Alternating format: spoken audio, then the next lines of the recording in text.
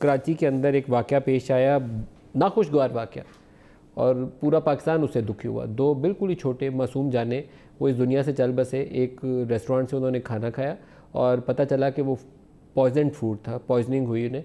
और आज हमने खबरें पढ़ी कि उसी रेस्टोरेंट में जब सिंध फूड अथॉरिटी ने छापा मारा तो उनके गोडाउन से, उनके रेफ्रिजरेटर से ऐसी चीज़ें मिली जो 3 साल पहले, आज से 3 साल पहले एक्सपायर हो चुकी थी।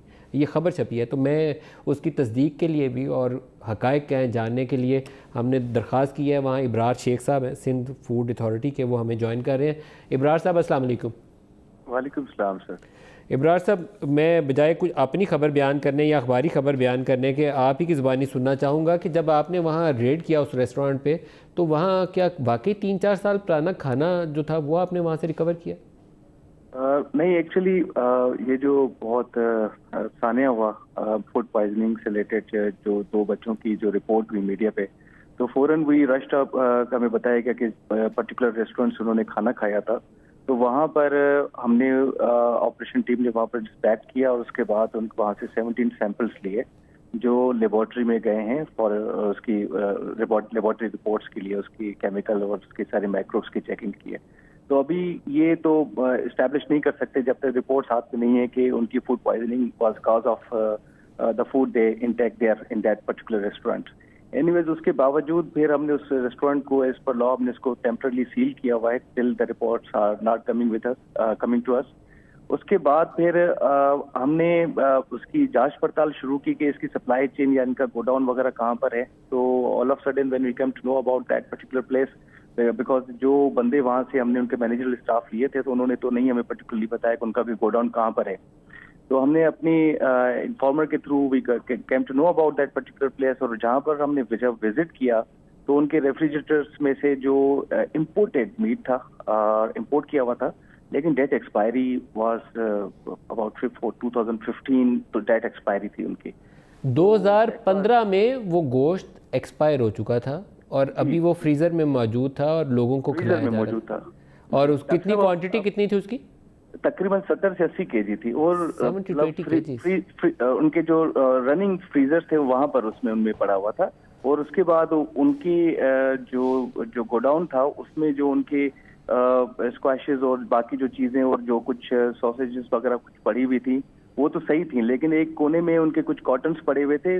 वही प्रोडक्ट डेट एक्सपायरी 2016 और 17 की थी, वो भी पड़ी हुई थी वहां पर। अच्छा, लेकिन तो ये इब्रार साहब 2015 का जो गोश्त एक्सपायर हो चुका है वो तो इतना रोटन होगा, ये कैसे लोगों को खिला रहे थे? मैं तो ये समझने से कासर हूँ। वो तो बंदा मर जाएगा खा के, वैसे ही तो जहर होगा सारा का सारा। और 1 साल पहले 2016 और 17 का जो स्कॉशेज एक्सपायर हो चुकी हैं उसकी भी सूरत हाल ऐसी है, पॉइजनस सारा। वो तो ड्रिंक जिसको देंगे तो वो तो बंदा मरेगा, उसका और क्या होना है। मैं वही गुजारिश कर रहा हूँ कि these are the findings I am sharing with you.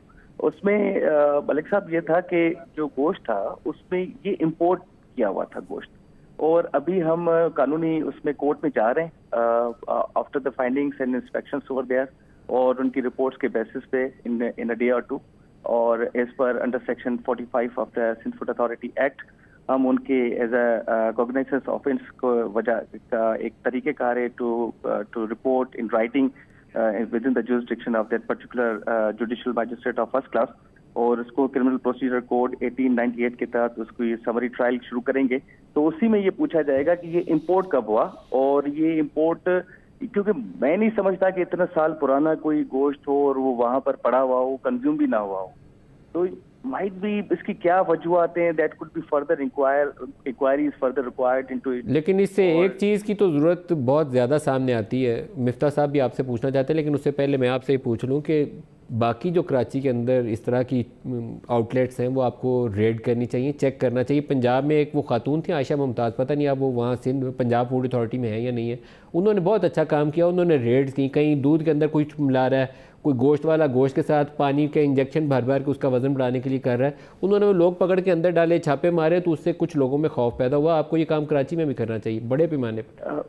बिल्कुल करना चाहिए, और ये है कि this is a nascent organisation और इट्स न्यूली बीन एस्टैब्लिश्ड, और we are very much on it इंशाल्लाह in couple of weeks, because हमारी 12 तारीख को जो हमारी बोर्ड की मीटिंग हुई है और उसमें हमारी जो जितनी भी सारी रिक्वायरमेंट्स और अप्रूवल्स थी दैट हैव बीन डन, और inshallah in coming weeks this organization will be very much visible and vibrant in the society, and that will be witnessed by the consumers.